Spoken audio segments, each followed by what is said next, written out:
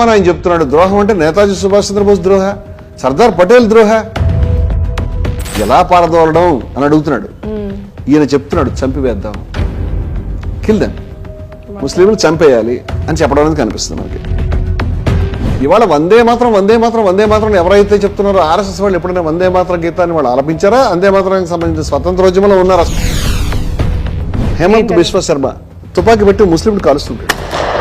అసలు రాజ్యాంగమే పనికిరాదు, మనకు మనుస్మృతి ఉంది, జెండా పనికిరాదు, మనకి భగవద్ధ్వజం ఉందని చెప్పుకు తిరిగేటువంటి వాడు ఏ అధికారంతో దీన్ని భారతమాతం చెప్తావు? నీకు ఆల్రెడీ నువ్వు ప్రమాణం చేసిన రాజ్యాంగంలో ఈ మాట ఉన్నదా అనేది మనం అడుగుతున్నాం.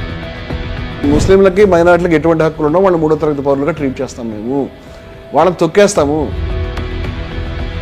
క్రైస్తవ విద్యార్థులు, బౌద్ధ విద్యార్థులు, జైన విద్యార్థులు, ముస్లిం టీచర్లు, బౌద్ధ టీచర్లు, అలాగే అఫీషియల్ గవర్నమెంట్ కార్యక్రమాల్లో ముస్లిం బ్యూరోక్రాట్స్, ఉద్యోగులు, వాళ్ళు అమ్మా నువ్వే దుర్గామాతవి, దశ ప్రహరణ ధారిణి, 10 ఆయుధాలు పట్టుకున్న, 10 రకాల ఆయుధాలు 10 భుజాలతో పట్టుకున్నటువంటి మాతవి అని చెప్పడం. కమలా కమల దళ విహారిణి అంటే లక్ష్మీదేవి, అలాగే వాణి విద్యాదాని అంటే సరస్వతివి, ఇవి నమామిత్వం, ఇది పాడతారా అని అడుగుతుంది. ఇది పాడమని అడగడం ధర్మమేనా? చట్టం లేదు, రాజ్యాంగ సవరణ లేదు, ఏమీ లేదు. కోర్టులని, రాజ్యాంగాన్ని, మొత్తం భారతదేశం యొక్క సాంప్రదాయాన్ని అపహాస్యం చేస్తూ ఇవాళ హోంమంత్రిత్వ శాఖ చేసినటువంటి ఈ డైరెక్టివ్స్ ఏదైతే రిలీజ్ చేశారో, ఏవైతే మార్గదర్శకాలు, ఇవి చట్ట విరుద్ధమైనవి, భారతదేశాన్ని విచ్ఛిన్నం చేసే విద్వేషపూరితమైనవి. ఇవాళ దేశంలో ముస్లింలని, క్రైస్తవుల్ని వెనక్కి నెట్టి నువ్వు దుర్గాదేవి పాటలు పాడాలి అని రాజ్యాంగ రచనతో సంబంధం లేకుండా, స్వతంత్ర పోరాటంతో సంబంధం లేకుండా ద్రోహుల్లో ఉండి ఆ రోజు స్వతంత్ర పోరాటంలో పాల్గొనే వాళ్ళు వచ్చి, బ్రిటిష్ వాళ్ళ వెనకాల తిరిగిన వాళ్ళు వచ్చి, వాళ్ళు పెద్ద దేశభక్తులుగా పోజు కొడుతూ ఈ రకమైనటువంటి చట్టాలని పెడితే దీన్ని ఉల్లంఘించాల్సిన అవసరం ఉంది, అవసరమైతే జైలుకి వెళ్లాల్సిన అవసరం ఉంది. ఒక జెండా, ఒక స్వతంత్ర పోరాటం, ఒక జాతిపిత మహాత్మా గాంధీ, ఒక రాజ్యాంగం, ఒక అంబేద్కర్, ఒక నెహ్రూ. ఏకం సత్ కార్యక్రమానికి స్వాగతం.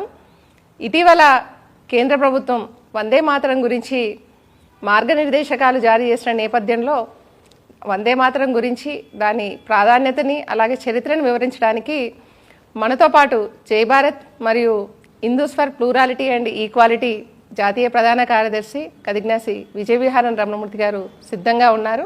చెప్పండి, అసలు వందే మాతరం అనేది ఎప్పటి నుంచి ప్రారంభమైంది, దానికి సంబంధించిన చరిత్ర ఏంటి, దాని ప్రాధాన్యత ఏంటి, మన వీక్షకులకు చెప్తే బాగుంటుంది.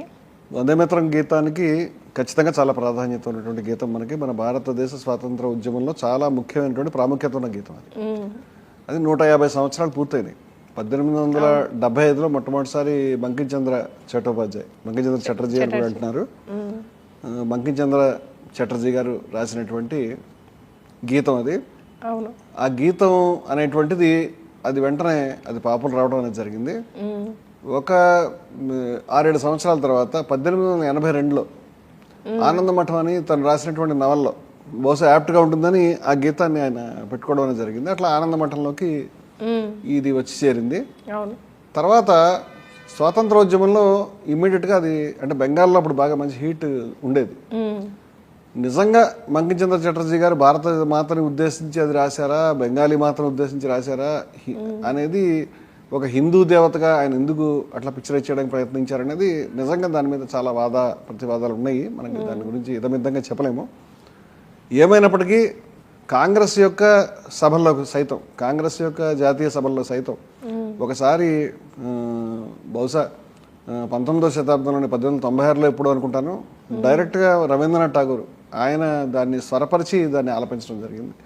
అలా చాలాసార్లు చాలామంది, ఒకసారి సరళాదేవి గారు ఆలపించారు. ఇట్లా చాలామంది కాంగ్రెస్ సభల్లో కూడా దీన్ని ఆలపించడం జరిగింది. అంటే అప్పటికి కాంగ్రెస్ సభలో ఆలపించక ముందే దానికి జనంలో ఉన్నటువంటి ప్రాచుర్యం, ప్రఖ్యాతి ఇచ్చారు. ముఖ్యంగా 1905లో బెంగాల్ విభజన ఉద్యమం జరుగుతున్నప్పుడు ప్రజలంతా కూడా ఈ వందే మాత్రం నినాదంతో ఐక్యమై బెంగాల్ విభజనను తిప్పికొట్టడం అనేది జరిగింది 1905. అట్లా it is very very popular. వందే మాత్రం అనేది ఒక గ్రీటింగ్ సైన్, విప్లవకారులందరికీ గొప్ప పిలుపుగా అది మారిపోయింది. మనకి మొట్టమొదట జాతీయ పతాకాన్ని తయారు చేయడం కంటే, ఇప్పుడంటే మనకు 3 రంగుల పతాకం ఉంది, కానీ మొట్టమొదటి నుంచి అనేక మంది విప్లవకారులు, అనేక గ్రూపులు అనేక సార్లు ప్రయత్నాలు చేశాయి. మొట్టమొదటి ప్రయత్నంలోనే మేడం భికాజీ కామా గారు తయారు చేసినటువంటి, ఒక ఫారిన్ లో తయారు చేశారు ఆవిడ, భికాజీ కామా తయారు చేసినటువంటి పతాకంలో వందే మాత్రం అనేటువంటిది కూడా ఆవిడ ఆధ్వర్యంలో తయారైంది. వందే మాత్రం అనే అక్షరాలు కూడా లిఖించారు. పతాకం చరిత్ర చూస్తే మనకు అనేక సార్లు మాట్లాడంటే వందే మాత్రం కొన్న ప్రాచుర్యం ఇచ్చారు. వందే మాత్రం అనేటువంటి పిలుపు విప్లవకారులు నిద్రలేపేది, చాలా మంది పరవశించేది అయి ఉండేది. అయితే ఇది ఈ ప్రాచుర్యం ఇప్పటికి కూడా మనం దాని ప్రాచుర్యాన్ని మనం చూడవచ్చు. మనకి వందే మాత్రం అనేది తెలుగులో కూడా టీ కృష్ణ తీసినటువంటి సినిమా మనకి వందే మాత్రం రాజశేఖర్ అనేటువంటి సినిమా 80s ఉంది. మనకి 50sలోనే హిందీలో ఒక సినిమా వందే మాత్రం అనేటువంటి తీశారు. అంటే ఆనందమఠం అనే సినిమా, ఆనందమఠం తీశారు. ఆనందమఠంలో ఈ వందే మాత్రం గీతం హేమంత్ కుమార్ కంపోజ్ చేసినట్టు అద్భుతమైనటువంటి కంపోజిషన్. లతా మంగేష్కర్, హేమంత్ కుమార్ ఇద్దరు కూడా వేరువేరుగా పాడారు. ఇది 50 అంటే మనకి అప్పుడు స్వాతంత్రం వచ్చేసింది. తర్వాత కూడా ఈ వందే మాత్రం పేరు మీద మనకి ఆ టైటిల్ మీద సినిమాలు రావడం, కానీ వందే మాత్రం మనకి వందే మాత్రం శ్రీనివాస్ గారని మనకి ఒక మ్యూజిక్ డైరెక్టర్ ఉన్నారు. ఆయన కమ్యూనిస్టు, ఆయన సిపిఐ నుంచి వచ్చారు. ఆయనకు ఆ పేరు రావడానికి కారణం అంటే వందే మాతర గీతం వరస మారుతున్నది తరం మారుతున్నది అని పాడేవాడు ఆయన ఆ పాటను బాగా. అంటే వందే మాతర గీతం అనేది చాలా ఇంపార్టెంట్ అని అందరికీ తెలుసు. ఆ పాట పాడి ఈయన వందే మాత్రం శ్రీనివాస్ అయిపోయినాడు ఆ పాటకి. అదే విధంగా నక్సలైట్లలో కూడా మనకి లాల్ బనో గులామీ చోడో బోలో వందే మాత్రం అని ఎన్కే రాసినటువంటిది ఒక సుప్రసిద్ధమైనటువంటి ఒక కవిత వృత్తిలోపేది ఉండేది. అంటే వందే మాత్రం ప్రాచుర్యానికి లెఫ్ట్ రైట్ తేడా లేదు, అందరికీ కూడా ఈ వందే మాత్రం అనేది చాలా పాపులర్, విప్లవకారుల్ని ఉత్తేజపరిచినటువంటి గీతం అది. అంచేత ఖచ్చితంగా దానికి ఆ ప్రాధాన్యత ఉన్నది. కానీ ఆనందమఠం నవల ఏదైతే స్వయంగా బంకించంద్ర చటర్జీ ఈ నవలలో దాన్ని పెట్టడం అనేది జరిగిందో, ఈ ఆనందమఠం అనేటువంటి నవల మాత్రం కొంచెం అది ముస్లిం వ్యతిరేకమైనటువంటి ధోరణి, బ్రిటిష్ అనుకూల ధోరణిలో ఉన్నది. స్వాతంత్రోద్యమానికి అనుకూలంగా కాదు, బ్రిటిష్ అనుకూల ధోరణిలో 1882 నాటికి ఆయన అది రాయటం అనేది మనకు కొంచెం ఆశ. అంటే 1857లో హిందువులు ముస్లింలు సమైక్యంగా పోరాడారు బ్రిటిష్ పాలనకి వ్యతిరేకంగా.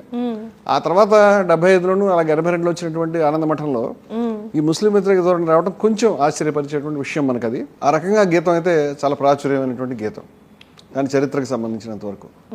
1937లో కాంగ్రెస్ దానిపైన ఒక తీర్మానం చేసి ఆ గీతంలో కేవలం 2 చరణాలు మనం ఆలపిస్తే సరిపోతుందనేటువంటి అభిప్రాయం రావడం అనేది జరిగింది. అది ఒక తీర్మాన రూపంలో వాళ్ళు ఆమోదించారు. 1950లో రాజ్యాంగ రచనా సభ జనవరి 24న స్వయంగా డాక్టర్ రాజేంద్ర ప్రసాద్ గారు దాంట్లో ప్రతిపాదించిన తీర్మానంలో national song and national anthem, national anthem అంటే జాతీయ గీతంగా జనగణమన ఆమోదించి, నేషనల్ సాంగ్ అంటే జాతీయ పాట అని చెప్పాలి, దాంట్లో ఈ వందే మాత్రానికి ఆ హోదా అనేది ఇవ్వడం జరిగింది. జాతీయ గీతం హోదా ఇవ్వలేదు, కానీ దీన్ని కూడా సమానమని చెప్పారు. కానీ కొంచెం సమానం కాకుండా పూర్తి సమానత అనేది లేదు. అంటే 6 చరణాలు ఉన్నటువంటి వందే మాతరాన్ని 2 చరణాలకి కుదించడం అనేది జిన్నాని లేకపోతే ముస్లింలను సంతృప్తి పరచడానికి ఆ రోజు నెహ్రూ గారు ద్రోహం చేశారు అని చెప్పి మొన్న మధ్యన మోడీ గారు పార్లమెంట్ లో ప్రస్తావించారు. వాస్తవం. దీని గురించి ఏం చెప్తారు మీరు? ఇది వాస్తవం. ఇది ఇప్పుడు వందే మాతర గీతంలో 6 చరణాలు అన్నమాట వాస్తవం. ఈ 6 చరణాల్లో మనకి కొంత అభ్యంతరకరమైన భాగాలు ఉన్నాయి. ఏమిటవి? అవే ఎందుకంటే ఆయన భారత మాతని హిందూ దేవతగా ప్రస్తుతించే విధంగా ఒక దుర్గామాత అనేటువంటి పేరు మీద చెప్పినటువంటి ఉంది. ఈ దుర్గామాతగా ఆయన ప్రస్తుతించడాన్ని, దేశమాతను దుర్గామాతని ప్రస్తుతిస్తే దాన్ని హిందువుల వరకు బాగానే ఉంటుంది, కానీ ముస్లింలు కానీ ఇతర మైనారిటీలు కానీ దాన్ని డైజెస్ట్ చేసుకోలేరు, వాళ్ళకి కొన్ని సమస్యలు ఉంటాయి. అంచేత వాళ్ళు దూరం అయిపోతారు. 1937లో ఎన్నికలు జరిగినాయి. ఎన్నికల్లో కాంగ్రెస్ ఒక పెద్ద పార్టీ కింద చాలా ప్రావిన్సెస్లో నెగ్గడం అనేది జరిగింది. కాంగ్రెస్కి ఒక బాధ్యత, హిందువుల్ని ముస్లింలు కలిపి తీసుకెళ్లేటువంటి బాధ్యత.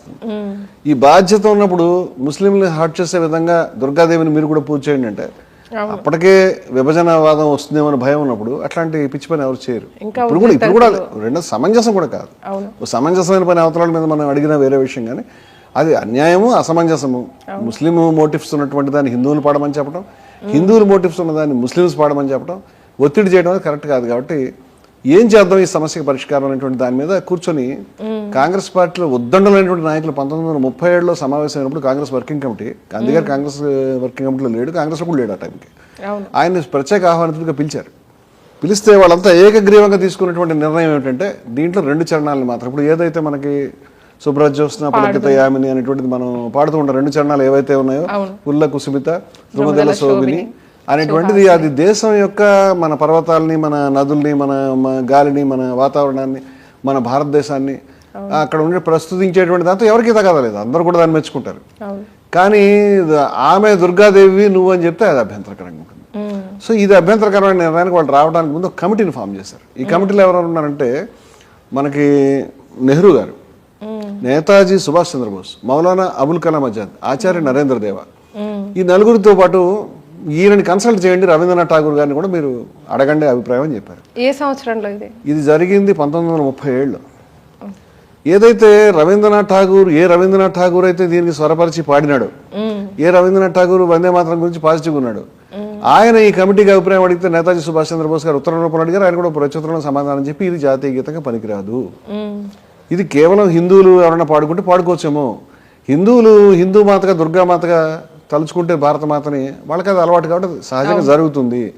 ముస్లింలు కూడా తలుచుకోమని, క్రైస్తవులు కూడా తలుచుకోమని, మైనారిటీలందరినీ, బౌద్ధుల్ని లేకపోతే జైనుల్ని వాళ్ళందరినీ కూడా మీరు దుర్గామాతని భారతదేశాన్ని పొగడండి అని అంటే ఇది ఇబ్బంది ఉంటుంది. అంచేత ఇది జాతీయ గీతంగా ఏ రకంగా కూడా పనికిరాదు. ఆయన అసలు భారతదేశాన్ని జాతీయ మాత అన్నాడు, భారత మాత గురించి అన్నాడు, లేదా బెంగాలీస్ గురించి చెప్పాడు కూడా నాకు అర్థం కావట్లేదు. ఇది పనికిరాదు. దీంట్లో 2 చరణాల వరకు ఏం అభ్యంతరం లేదు, 2 చరణాలు చక్కగా ఉన్నాయని ఆయన సలహా చెప్పడం జరిగింది. ఠాగూర్ ఒక బెంగాలీ, బంకిం చంద్ర కూడా ఒక బెంగాలీ, నేతాజీ సుభాష్ చంద్రబోస్ బెంగాలీ. సో ఇది బెంగాలీస్ లో ఈ రకమైనటువంటి ఏకాభిప్రాయం దీని పట్ల. అంటే బంకిం చంద్ర లేరు అనుకోండి, ఠాగూర్ను నేతాజీ సుభాష్ చంద్రబోస్ అభిప్రాయం ఖచ్చితంగా దానికి వెయిట్ ఉంటుంది. ఈ కమిటీ తీసుకున్నటువంటి అభిప్రాయం ఏదైతే 1937లో ఉద్దండులైనటువంటి కాంగ్రెస్ నాయకులు ఎవరైతే గాంధీజీ, నెహ్రూ, అలాగే నేను ఇందాక చెప్పినటువంటి ఆచార్య నరేంద్ర దేవ, మౌలానా అబుల్ కలాం ఆజాద్, అదే కాకుండా సర్దార్ వల్లభాయ్ పటేల్, రాజగోపాలాచారి, ఆచార్య కృపలని, జయప్రకాష్ నారాయణ్, ఉద్దండులైనటువంటి కాంగ్రెస్ నాయకులు. వీళ్ళంతా చిన్నవాళ్ళు ఎవరు కాదు, విభిన్న అభిప్రాయాలు, దృక్పథాలని బలపరిచేవాళ్ళు. మహాత్మా గాంధీ వీరి మధ్య ఉన్నారు. ఏకగ్రీవంగా ఆమోదించిన తీర్మానం అంటే 2 చరణాలు సరిపోతుంది, మిగతా దాన్ని మనం అవసరం లేదు. దీన్ని 2 చరణాలు ఇక్కడ నుంచి మనం జాతీయ గీతంగా. ముస్లింలకి ఏ రకమైన అబ్జెక్షన్, ముస్లింలు మొదటి నుంచి కొన్ని సమస్యలు ఉన్నాయి.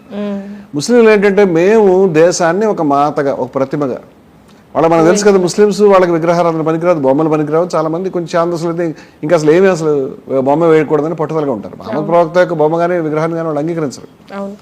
అంచేత దేశమాతను ఎలా అంగీకరిస్తారు? అల్లాహ్ కూడా విగ్రహాన్ని వాళ్ళు అంగీకరించరు. విగ్రహారాధన వాళ్ళకి వ్యతిరేకం. ఇప్పుడు ప్రతి మతానికి కూడా ఒక మెయిన్ ఆర్టికల్ ఆఫ్ ఫెయిత్ అని అంటాం మనం, ఏదైతే ముఖ్యమైన ప్రధానమైన విశ్వాసం. ఇప్పుడు హిందువులు గుడికి ఎడతారు, దండం పెట్టుకుంటారు ఎక్కువ మంది, లేకపోతే గోవుని మాంసం చాలా దారుణం తినకూడదు, గోవు మాత అనుకుంటారు. ఇట్లా కొన్ని అభిప్రాయాలు ఏవైతే ఉన్నాయో ముస్లింలకు కూడా విగ్రహారాధన చేయకూడదు, అది అల్లాహ్తో మరెవరిని పోల్చకూడదు అని అభిప్రాయాలు ఉన్నాయి. ఇప్పుడు అల్లాహ్తో మరెవరిని పోల్చకూడదు అన్నప్పుడు నువ్వు వందే మాత్రం అమ్మ నమస్కారం అనేది, అల్లాహ్ తప్పితే మరెవరికి నేను నమస్కారం పెట్టను కదా అనేటువంటి ఒక క్వశ్చన్ వస్తుంది. అతన్ని కన్విన్స్ చేయాలి. అది కూడా మనం బలవంతంగా కాదు, ప్రేమపూర్వకంగా ఒప్పించాలి. వాళ్ళు ఏం చెప్పారంటే ఇది అవసరం లేదు, ఎందుకంటే ఏదైతే హిందూ మోటివ్స్ ఉన్నాయో దాన్ని తీసేసాము అని.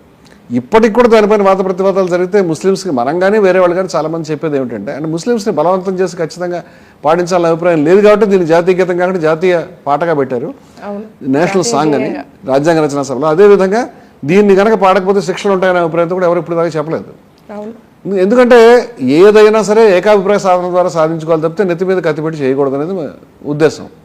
ఇప్పుడు ఈ విధంగా ఉన్న తర్వాత ముస్లింలకు కూడా మనం చెప్పాల్సిన విషయం ఏంటంటే, అమ్మని భారత మాతని నువ్వు భారతదేశంతో పోలుస్తున్నావు, అంతేగాని అల్లాహ్తో పోల్చడం. అల్లాహ్ సమస్త విశ్వాన్ని సృష్టించాడు నీ అభిప్రాయం ప్రకారం. ఇప్పుడు అల్లాహ్కి పోటీ పెట్టడం అనేది జరగనే లేదు. మామూలుగా ఎవరినైనా విష్ చేసినప్పుడు ఎవరికైనా నమస్కారం ఎట్లా చెప్తామో, లేకపోతే సలాం అలైకుం అనో లేకపోతే సాల్యూట్ ఎలా చేస్తామో, మామూలు మనుషుల మధ్య కూడా విషింగ్ ఉంటుంది కదా. ఆ విధమైనటువంటి విషయం కింద అమ్మని నువ్వు భారత మాతను ఒక తల్లి రూపంలో ఊహించుకోవడము. మనం గతంలో కూడా ఇది చర్చ చాలా సందర్భాల్లో చేసుకున్నాము. భారత మాతను తల్లి రూపంలో ఎందుకు చర్చించాలనేటువంటి జవహర్లాల్ నెహ్రూ గారు డిస్కవరీ ఆఫ్ ఇండియాలో ప్రజలను అడగడం, మన పుస్తకాలు కూడా తెచ్చుకుని విజయవాడలో కూడా రాసింది దాన్ని ఇప్పుడు 5 ఏళ్ల నుంచి. డిస్కవరీ ఆఫ్ ఇండియాలో ఆయన భారత మాత అంటే ఏమిటని తనకు కనిపించిన ప్రజలని భారత మాతకి జై, భారత మాతకి జై, భారత మాత అంటే ఏమిటని చాలా మందిని అడిగి భారత మాత అంటే భారతదేశం అంటే కొండలు, భారతదేశం అంటే నదులు అంతేనా? లేదు, భారతదేశం అంటే ఇవన్నీ వీటన్నిటితో భారతదేశం యొక్క ప్రజలు. అంటే భారత మాతకి జై అంటే భారత ప్రజలకు జై అని భారత మాతకు గొప్ప నిర్వచనం ఇవ్వడం అనేది జరిగింది. ఇవాళ వీళ్ళు ఒక కాషాయం జెండా ఉన్నటువంటి సింహం ఉన్నటువంటి భారత మాత బొమ్మను చూపించి ఏ విధంగా చెప్తున్నారని మనం చాలాసార్లు గతంలో చర్చించుకున్నాము. బయట కూడా నేను చాలా చోట్ల మాట్లాడాను, అనేక చోట్ల మాట్లాడాను. దీన్ని నేరం అనేటువంటిది కూడా నేను చెప్పాను.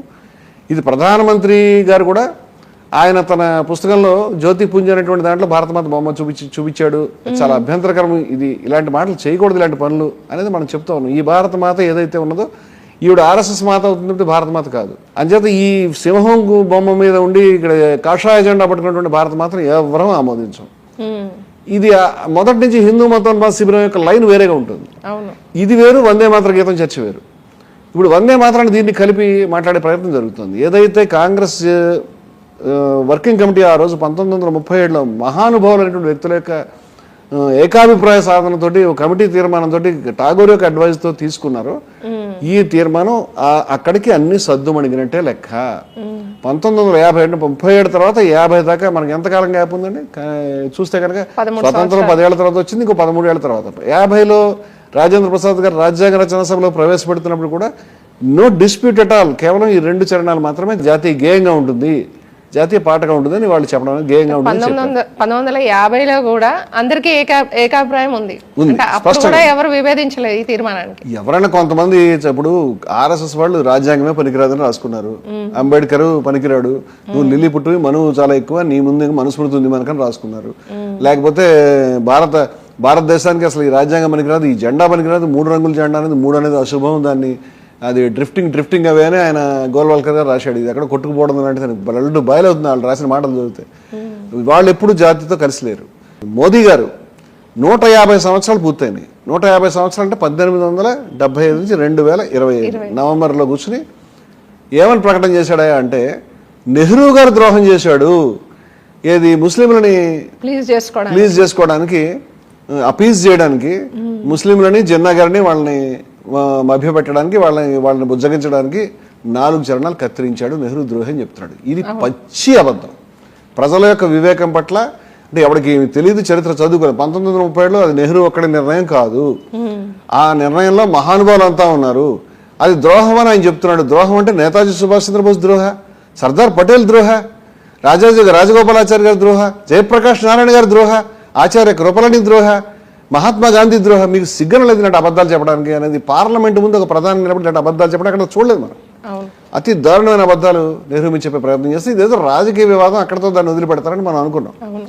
ఇప్పుడు 4 చరణాలు 2 చరణాల వివాదం. దానికి సంబంధించి 2 చరణాలు ఏకాభిప్రాయం, జాతి యొక్క ఏకాభిప్రాయం, రాజ్యాంగ రచన సమితి జాతీయోద్యమం యొక్క ఏకాభిప్రాయం ఉన్నవి. ఆ రోజు 1937 తర్వాత సుభాష్ చంద్రబోస్ గారు కాంగ్రెస్ నుంచి బయటకు వెళ్ళి ఆయన వేరేగా తన ఇండియన్ నేషనల్ ఆర్మీని నిర్మించుకున్నప్పటికి కూడా ఆయన ఇదే ట్యూన్లో ఉండేటువంటి ఈ వందే మాతరంలో ఈ 2 చరణాలను తప్పితే మరొక 4 చరణాలు కలిపే ప్రయత్నం ఎప్పుడూ చేయలేదు. సుభాష్ చంద్రబోస్ గారి ఆర్మీ కూడా ఇదే వందే మాతరం ఆలపించారు. వాళ్ళు జనగణమని కొంచెం మార్చుకుని వాళ్ళు అదే ట్యూన్ పెట్టుకుని దాన్ని చక్కగా దాన్ని కూడా కొంచెం హిందుస్థానీలో రాద్దామని రాసుకున్నారు. మన అభిదాసన్ సఫరాని కూడా దాంట్లో చేయబెట్టడం మనం గతంలో మనం మాట్లాడుకోవడం అనేది జరిగింది. సో ఇక్కడ నేనేమంటానంటే సుభాష్ చంద్రబోస్ పోని కాంగ్రెస్ యొక్క ఒత్తిడి అంటే సుభాష్ చంద్రబోస్ సర్దార్ పటేల్ మావాళ్ళు అన్నట్టు వీళ్ళు మాట్లాడతారు కదా, పచ్చి అబద్ధం అది. సర్దార్ పటేల్ సుభాష్ చంద్రబోస్ ఆర్ఎస్ఎస్ యొక్క ఐడియాలజీకి, మోదీ గారి యొక్క వారి యొక్క తెలివికి, వారి యొక్క మతోన్మాద భావజాలానికి పచ్చి వ్యతిరేకం. ఇప్పుడు సర్దార్ పటేల్ని సుభాష్ చంద్రబోస్ని ఓన్ చేసుకునే ప్రయత్నం చాలా దుర్మార్గం. సుభాష్ చంద్రబోస్ గారు కాంగ్రెస్ పార్టీ నుంచి బయటకు వెళ్ళింది ఏ పద్ధతిలోనా పోరాడాలి, హింసాత్మకమైన పద్ధతిలో అనుకుంటూ వెళ్ళిపోయాడు. వెళ్ళి ఇండియన్ నేషనల్ ఆర్మీతో నిర్మించుకుని దాంతో పోరాటం చేసే ప్రయత్నం చేశాడు. కానీ ఆ సందర్భంలో ఎక్కడ కూడా మళ్ళీ ఇది ఆయన కనుక పొరపాటున ఎవరైనా ఒప్పించుంటే బలవంతం చేసి ఆయన దాన్ని 6 చరణాలు ఆయన ఆలపించుంటాడు, అలా ఎప్పుడూ చేయలేదు. అంటే జాతి యొక్క ఏకాభిప్రాయం ఇది. సుభాష్ చంద్రబోస్ యొక్క అభిప్రాయం, పటేల్ యొక్క అభిప్రాయం, గాంధీ గారు, నెహ్రూ గారు. ఎవరిని కాదంటారు మీరు? జయప్రకాష్ నారాయణ కాదంటారా? ఎవరిని కాదంటారు? వీళ్ళంతా మహానాయకులు. వీళ్ళంతా కలిసి ఈ తీర్మానం చేసిన తర్వాత ఇవాళ నెహ్రూ మీద ఆ ద్రోహం అని చెప్పి శుద్ధ తప్పు, అబద్ధము, ప్రజల యొక్క వివేకం మీద ఇది అపహాస్యం చేయడం వాళ్ళ మీద జోక్. ఇది నేను అంగీకరించలేని విషయాన్ని. ఇప్పుడు ఆనందమఠం నవలలో ఇదంతా కూడా వందే మాత్రం అనేది భాగం అని అన్నారు కదా, దీనికి సంబంధించి అంటే అది ముస్లిం వ్యతిరేకంగా ఉందా ఆ నవల మొత్తం, లేక వందే మాత్రం ఈ చరణాలు మాత్రమే వ్యతిరేకంగా ఉన్నాయా? ఆనందమఠం నవల నేను ఇందాక చెప్పాను. ఆనందమఠం నవల అనేటువంటిది ఇది ముస్లిం వ్యతిరేకమైనటువంటి ఒక భావజాలం కలిగి ఉన్నది. ఇంకా ఘోరం ఏంటంటే అది స్వాతంత్ర పోరాటం కాదు, బ్రిటిష్ వాళ్ళకి అనుకూలమైన భావజాలం కలిగి ఉంది. ఇది చాలా మంది తెలియదు ఈ విషయం. అంచేత బంకించంద్ర చటర్జీ అలా ఎందుకు రాశారంటే ఆర్ఎస్ఎస్ వాళ్ళకి నచ్చడానికి కూడా కారణం ఉంది. ఎందుకంటే ఆర్ఎస్ఎస్ కూడా బ్రిటిష్ వాళ్ళకి అనుకూలంగా 1925లో ఏర్పడించి 47 దాకా ఎటువంటి పోరాటం చేయలేదు బ్రిటిష్ వాళ్ళు. బ్రిటిష్ వాళ్ళకి అనుకూలంగానే వ్యవహరించారు. క్విట్ ఇండియాలో అందరూ లక్షల మంది చచ్చిపోతుంటే వీళ్ళు అనుకూలంగా ఉన్నారు. అంచేత వాళ్ళకి నచ్చిందేమో, ఎందుకంటే వాళ్ళ దృష్టిలో కూడా ముస్లింల శత్రువులు. ఇది ఆనందమఠం యొక్క మనకి తెలుగులో 2 ట్రాన్స్లేషన్స్ నేను తీసుకొచ్చాను. ఒక ట్రాన్స్లేషన్ జయంతి పబ్లికేషన్ వాళ్ళు ప్రింట్ చేశారు. అది ప్రింట్ చేసింది ఈరోజు కాదు, దాని యొక్క ప్రథమ ముద్రణ జరిగింది జూలై 1997. 97 అంటే మనకి 50 ఏళ్ల స్వతంత్రం జరిగిన తర్వాత ఆ సందర్భంలో బహుశా స్వర్ణోత్సవాల సందర్భంగా ఇలాంటి గొప్ప పుస్తకం చేద్దామని చేసి ఉంటారని నేను అనుకుంటున్నాను. ఇప్పుడు ఇది ఒక ప్రచురణ. ఇది కాకుండా దీంట్లో ప్రచురణ డేట్ సరిగ్గా లేదు, కానీ దీంట్లో ఈ ఆనంద మఠం అనేటువంటిది ఈ పుస్తకాన్ని మనకి AP freedom fighters cultural committee అనేటువంటి వాళ్ళు ప్రింట్ చేశారు. ఇది సైజ్ పెద్దగా ఉంది, ఇది చిన్నగా ఉంది. దీంట్లో కొంచెం ముందు మాట వెనక మాట రెండు, ఫాంట్ కూడా చాలా చాలా విశాలమైనటువంటి ఫాంట్ తోటి, మామూలుగా సగం పుస్తకం కూడా రాదు, దాన్ని పెద్ద భారీగా ప్రింట్ చేశారు. నేను దాంట్లో కొన్ని భాగాలు మీకు చదివినిపిస్తాను. ఆనంద మఠం అనేది సన్యాసుల తిరుగుబాటుకు సంబంధించినటువంటి నవల. అది కొంచెం చదవడం కొంచెం కాంప్లికేటెడ్గా, స్టోరీ గజిబిజిగా ఉండి కొంచెం కన్ఫ్యూజింగ్గా ఉంటుంది. కానీ ఈ సన్యాసులు ఎవరైతే ఉన్నారో వాళ్ళు పోరాడి బ్రిటిష్ వాళ్ళకి వ్యతిరేకంగా కూడా పోరాడిన తర్వాత చిట్ట చివరిన కంక్లూజన్లో బ్రిటిష్ వాళ్ళకి వ్యతిరేకంగా పోరాడక్కర్లేదు, సమస్య ముస్లిమ్స్ వాళ్ళు వస్తుంది, వాళ్ళ వాళ్ళు కాదనే అభిప్రాయం వస్తారు.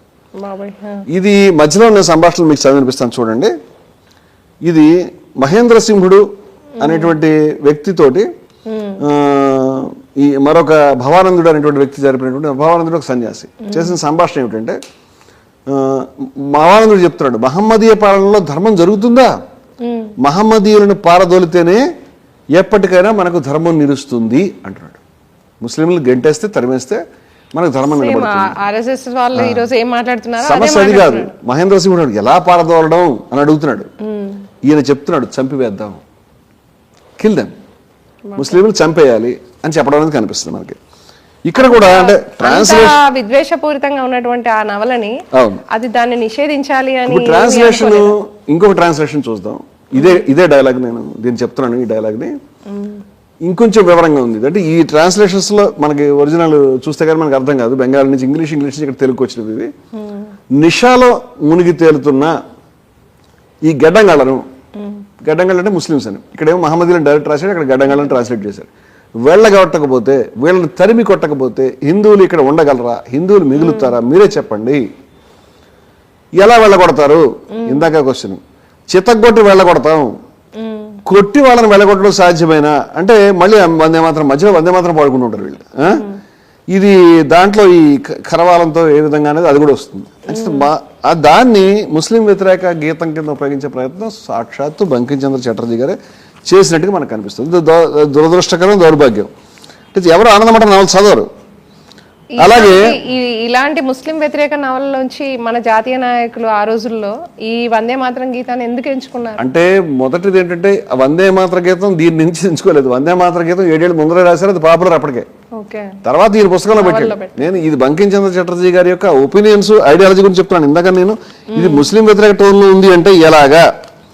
ఇప్పుడు ఈ సన్యాసులు మాట్లాడుకుంటూ ఉంటారు, ధీరానందుడు, సత్యానందుడు, భవానందుడు, ఇలా జీవానందుడు, రకరకాల పేర్లు ఉంటాయి. వీళ్ళు మనం డంకా మోగిస్తే మన సైన్యం వస్తారా అని అడుగుతుంటే, page number 198 AP freedom fighters cultural committee వాళ్ళు చేసిన అనువాదంలో, ఇప్పుడు మన వాళ్ళంతా దోపిడీలు, దొంగతనాలు చేస్తున్నారు. ఎవరు? సన్యాసులు. ఎవరిని దొంగతనాలు చేస్తున్నారు? ఎవరిని దోపిడీలు చేస్తున్నారు? గ్రామాలకు రక్షణ లేదు. మహమ్మదీయుల బస్తీలు, పట్టుగుడ్డల దుకాణాలు అన్నింటినీ లూటీ చేస్తున్నారు. అంటే మత కల్లోలాలు చేసి మహమ్మదీయులు దోచుకోవడం అనేది గొప్ప విషయం కింద దీంట్లో వెళ్ళి చెప్పుకోవడం అనేది జరుగుతుంది. మహమ్మదీయుల బస్తీలు, పట్టుగుడ్డల దుకాణాలు అన్నింటినీ లూటీ చేస్తున్నారు. తర్వాత తిరిగి వస్తారు. ఏది దోచుకున్న తర్వాత వెనక్కి వస్తారు. నేను చూసి వచ్చాను, ఒక్కడు కూడా ఇంకా తిరిగి రాలేదు. ఈ రాజ్యం ఇక హిందువులదే. ఇది ఈ విధంగా వీళ్ళు మాట్లాడుకునేటువంటి విధానాలు మనకు కనిపిస్తాయి. ఇది చాలా అంటే దోచుకోవచ్చా అని. అదే కాకుండా మత కళాలలో చేసేటువంటి దుర్మార్గమైన పనులు కూడా వాళ్ళు చెప్పుకుంటూ ఈ విధానం మనకు కనిపిస్తుంది. ఇది 39వ ప్రకరణంలో 202వ పేజీలో ఉన్నది. ఈ మాటలు కొంచెం చెప్తాను నేను చూడండి. సంతానులు అంటే సన్యాసులు అనమాట, ఎవరైతే దాడి చేశారు వాళ్ళ సంతానులను పేరు పెట్టారు. వాళ్ళు దళాలు గారిపడి రాత్రంతా వందే మాత్రం, జయ జగదీశ హరి అనే పాటలు పాడుతూ తిరిగారు. అంటే యుద్ధంలో కొంచెం జయం వచ్చిన తర్వాత కొంచెం ముందుకెళ్ళిన తర్వాత కొందరు గ్రామ జనాన్ని, కొందరు నగర జనాన్ని పట్టుకుని వందే మాత్రం పాడండి లేకపోతే చంపివేస్తాం అని బెదిరిస్తున్నారు. ఇది అసలు వందే మాత్రం పాడకపోతే ఈ దేశంలో ఉండడానికి వీల్లేదని మన జై శ్రీరామ్ అనకపోతే దేశంలో వందే మాత్రం కూడా సేమ్ అలాగే వందే మాత్రం అనకపోతే మిమ్మల్ని పంపించేస్తాం చంపేస్తాం అనేటువంటిది కేంద్ర మంత్రులు కూడా ప్రకటించేటువంటి విధానం మనం గతంలో చూసాము. ఈ మధ్య కూడా ఇటువంటి ప్రకటనలు వచ్చినాయి. ఇది దీని బేసిస్ 1882లో రాసినటువంటి ఆనందమఠంలో స్పష్టంగా చెప్తారు. చెప్పి కొందరు కొట్లను లోటీ చేస్తూ ఉంటే మరికొందరు గొల్లల ఇండ్లకు వెళ్ళి పాలు తాగుతూ ఉన్నారు, దుకాణాలు దోచుకుంటున్నారని చెప్పి ఇక్కడ చాలా వెటకారంగా చెప్తున్నాడు. వేపల్లె గొల్లలో వచ్చాము, గోపికలేరి ఎక్కడున్నారు అంటూ కొందరు గొడవ చేస్తుంటే అమ్మాయిలు కావాలి. ఎవరు ఈ దాడి చేస్తున్నటువంటి సన్యాసులకి. వందే మాత్రం పాడకపోతే చంపేస్తామని చెప్పిన వాళ్ళకి గోపికలు కూడా కావాలి. ఇది ఇంకా చాలా ఘోరంగా కింద ఒక సన్యాసి అంటున్నాడు, మహమ్మదీయులు ఓడిపోయారు, మనం గెలిచాం, ఈ దేశం మనదే, సోదరులారా హరి హరి అని అనండి అని చెప్పి ఇంకొంచెం ముందుకెళ్ళి మహమ్మదీయులు కనపడితే చాలు జనం వారి మీద అఘాయిత్యానికి పూనుకోసాగారు. ముస్లిం బస్తీలకు నిప్పు పెట్టడం, వాళ్ళని దోచుకోవడం ఎక్కువైపోయింది. కొందరు ముస్లింలు భయపడి ఒంటికి భస్మం రాసుకుని హిందువుల వేషం వేసుకుని తప్పించుకుంటున్నారు. ఎవరైనా అడిగితే మేము హిందువులం అని సమాధానం చెప్తున్నారు. ఇది మతోన్మాద ప్రేతాల యొక్క మనసుకి ఎంతో శాంతి కలిగించే మాటలు. ఇంకా కొంచెం ముందుకెళ్ళి బాధలు భరించలేక కొందరు ముస్లింలు నగరం వదిలిపెట్టి పారిపోయారు. నగర రక్షణకు ప్రభుత్వం పూనుకుంది. పలు చోట్ల సైనికులు కాపలా ఏర్పాటు చేశారు. నగరవాసులకు రాత్రి నిద్రపట్టలేదు, ఏమవుతుందని భయపడిపోయారు. అదిగో వస్తున్నారు, సన్యాసులు వస్తున్నారు, హిందూ రాజ్యం వస్తుంది, దేవుడు అందరినీ రక్షిస్తాడు అని కొందరు హిందువులు ప్రచారం చేస్తున్నారు. ఇంతకాలం తర్వాత ఖురాన్ షరీఫ్ అబద్ధాల కోరుగా మారిపోయిందా? చూడండి, ఖురాన్ మీద ఖురాన్ వాళ్ళకి ఉపయోగపడలేదు అని వాళ్ళ దోపిడీకి గురవుతుందండి. ఆనందం మాడిది అంత మతోన్మాద పైశాచిక ఆనందంతో మరేమి కాదు.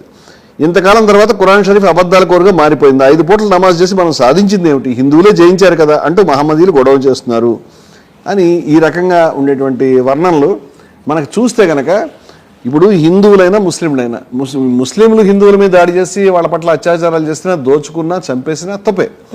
అలాగే హిందువులు ముస్లింల మీద అదే పనులు చేసినా తప్పే. తప్పు ఎవరు చేసినా తప్పే. కానీ మన మతోన్మాద పిశాచాల దృష్టిలో హిందువులు చేస్తే తప్పుడు, ముస్లింలు చేస్తే తప్పు. అంచేత హిందువులు చేసినట్టుగా చిత్రిస్తున్నటువంటి నవల పట్ల వాళ్ళకి ప్రేమ ఉండడం ఆశ్చర్యం లేదు.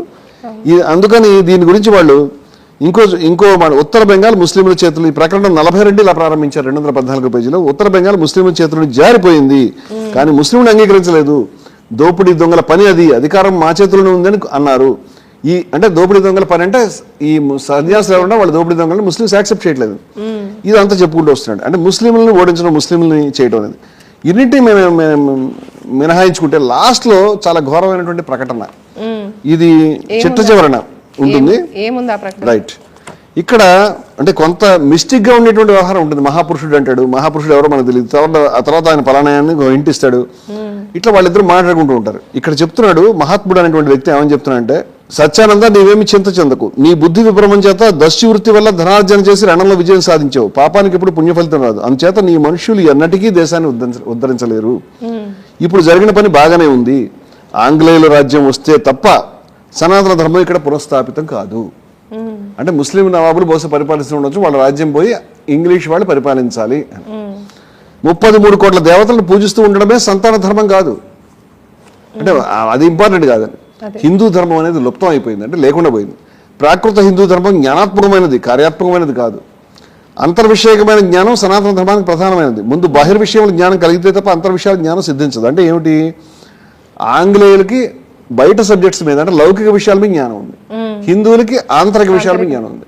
ఇది ఒక్కటే ఆంతరిక విషయం నడవదు, అందుకని అది పాడైపోతుంది. ఇంగ్లీష్ వాళ్ళు వస్తే మనకు బయట విషయాలు నేర్పిస్తారు. ఇది కూడా చెప్తాడు. సనాతన ధర్మం ప్రచారానికి రావాలంటే ముందు బాహిర్విషయమైన జ్ఞానం ప్రచారం కావాలి. ఆంగ్లేయులు ఈ జ్ఞానంలో ప్రకాండ పండితులు, వీరు లోకశిక్షా పటిష్ఠులు. అందుచేత ఆంగ్లేయుల రాజ్యం వచ్చేట్లయితే హిందువులు జ్ఞానవంతులు, గుణవంతులు, వీర్యవంతులు అవుతారు. అప్పుడు సనాతన ధర్మం తనంత తనే వికసించింది. అందుచేత నేను ఇంక ఏమి సందేహం పెట్టుకోక నాతో రా అని చెప్పాడు. ఈ దరిద్రపు వ్యవహారం ఏదైతే ఉన్నదో, అంటే బ్రిటిష్ వాళ్ళని మనం పోరాడకూడదు అని చెప్పేటువంటి నవల, అది జాతీయ స్వతంత్ర పోరాట వీరులకు ఎలా నచ్చుతుంది? నవల ఇంపార్టెంట్ కాదు, అక్కడ దీంట్లో పెట్టాడు ఈయన. ఇంకో మాట చెప్తున్నాడు, శత్రువులు ఎవరని చిట్టచివరిని అడుగుతూ, ఇప్పుడు శత్రువులు ఎవరు? శత్రువులు అంటే ఎవరు లేరు, ఆంగ్లేయులు మిత్రులు. ఆంగ్లేయులతో యుద్ధం చేసి విజయం సాధించడం ఇప్పుడు పరిస్థితుల్లో సాధ్యమే పని కాదు అని చెప్పి ఆ శక్తి భవిష్యత్తులో సంప్రాప్తం అవుతుంది అటు ఇటు కాకుండా క్లోజ్ చేశాడు. ఏమైనా కానీ ఈ హిందువుల వైరుధ్యం ముస్లింలతోనే, హిందువుల వైరుధ్యం బ్రిటిష్ వాళ్ళతో కాదు.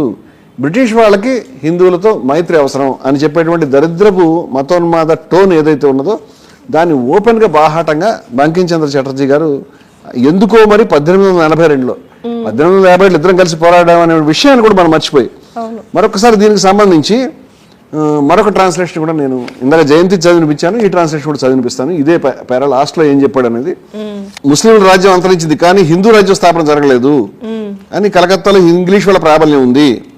హిందూ రాజ్యం ఏర్పడకపోతే మరెవరి రాజ్యం ఏర్పడుతుంది, మళ్ళీ ముస్లిం రాజ్యం ఏర్పడుతుందా అని అడిగితే లేదు, ఇక ఆంగ్లేయుల రాజ్యం ఏర్పడుతుంది అని అది ఎంత గొప్పదో చెప్తున్నాడు. కొంచెం ముందుకెళ్ళి ఇంగ్లీష్ వాళ్ళు రాజులు కాకపోతే సనాతన ధర్మోద్ధరణ జరగదు. మహాపురుషులు చెప్పిన విషయాన్ని నేను చెప్తున్నాను, శ్రద్ధగా విను. 33 కోట్ల దేవతలను పూజించడం సనాతన ధర్మం కాదు, అదొక రకమైన లౌకిక ధర్మం. ఇందాక ట్రాన్స్లేషన్ వేరే వెర్షన్. మ్లేచ్చులు దేనిని హిందూ ధర్మం అంటారో అది లుప్తమైపోయింది. ఇప్పటి హిందూ ధర్మం జ్ఞానాత్మకమైనది, కార్యాత్మకమైనది కాదు. అంతర్ విషయాలకు సంబంధించిన జ్ఞానం సనాతన ధర్మం యొక్క ముఖ్య అంశం. మొదట బాహ్య విషయాల జ్ఞానం కలగాలి, ఆ తర్వాత ఆంతరిక విషయాల జ్ఞానం కలుగుతుంది. ఎవరు నేర్పిస్తారు బాహ్య విషయాలు? అది కూడా చెప్తున్నాడు.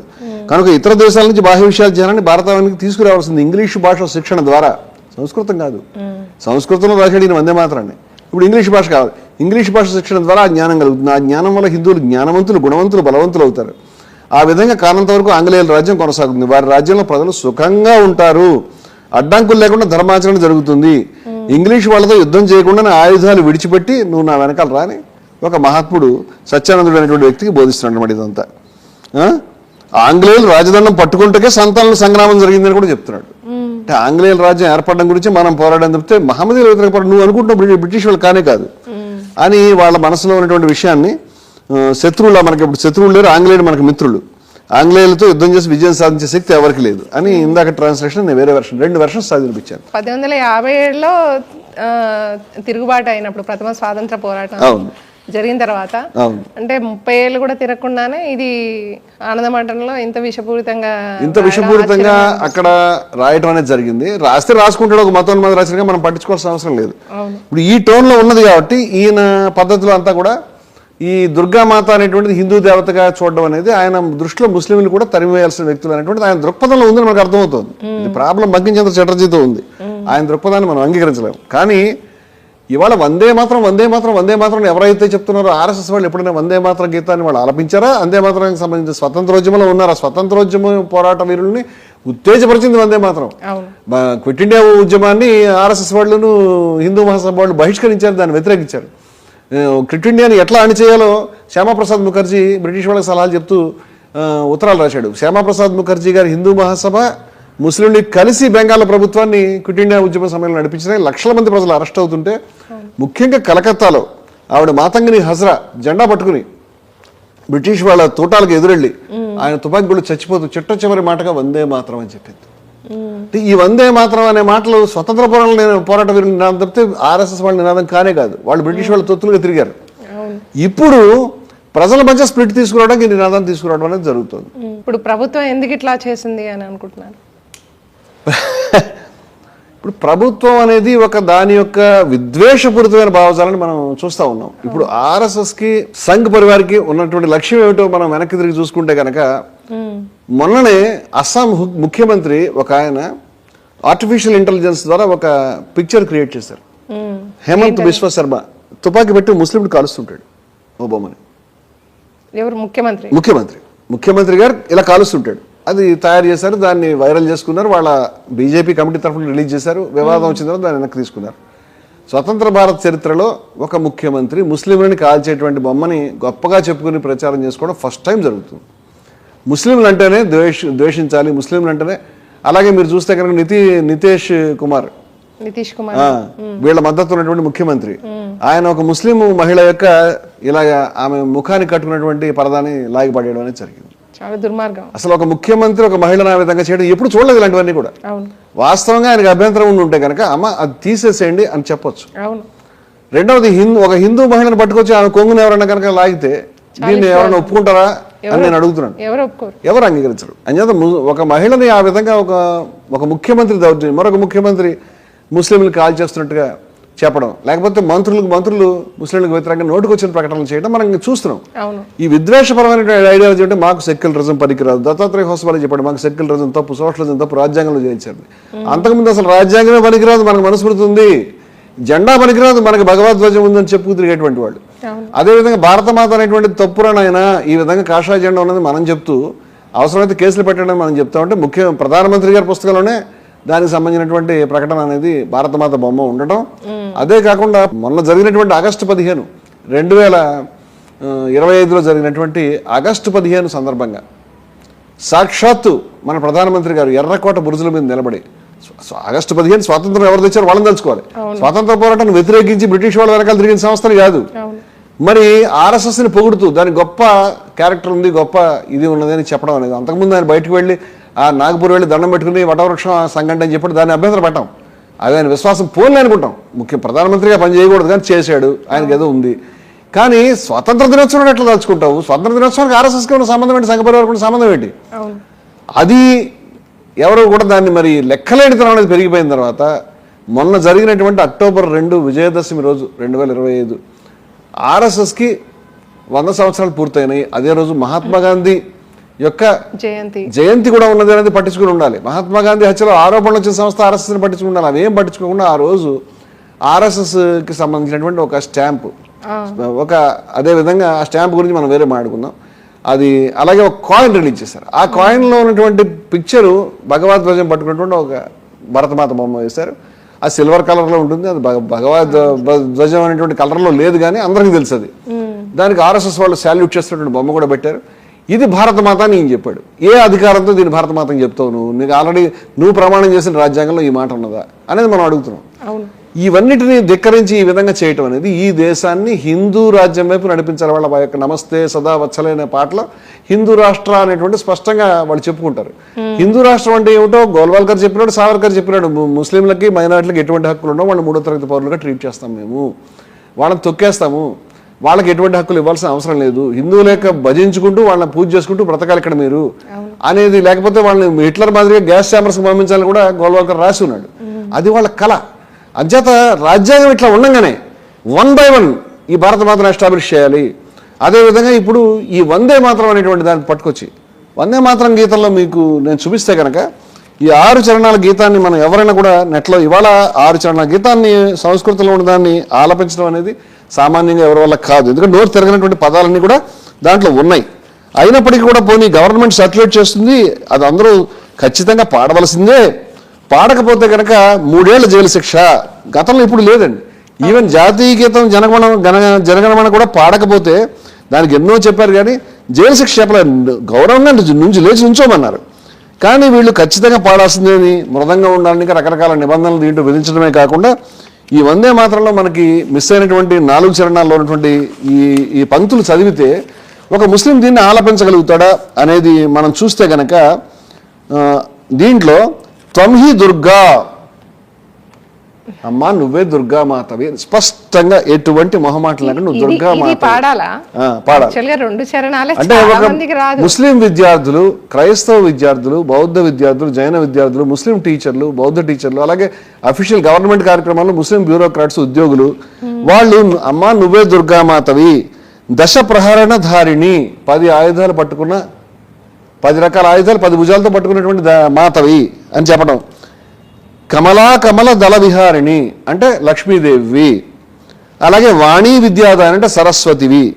ఇవి నమామిత్వం. ఇది పాడతారా అని అడుగుతున్నాను. ఇది పాడమని అడగడం ధర్మమేనా? ఇప్పుడు ముస్లింలకు సంబంధించినటువంటి పాట, మహమ్మద్ ప్రవక్తకు సంబంధించిన పాటని ఖచ్చితంగా మీరు పాడాలని చెప్తే హిందువులు పాడతారా? అలాగే క్రీస్తుని పొగిడేటువంటి పాటలు పాడమని అడిగితే మరి హిందువులు పాడతారా? మరి అలా కాకుండా మాకు మెజారిటీ ఉంది కదా అని ఎంత దారుణం అంటే రాజ్యాంగ రచనా సభలో ఆమోదించినటువంటి విషయాన్ని మీరు తిరస్కరించాలంటే మీకు 2/3 మెజారిటీతో దాని మీద ఓటింగ్ చేసి పార్లమెంట్లో చట్టం చేయాలి. ఆ పని చేయలేదు.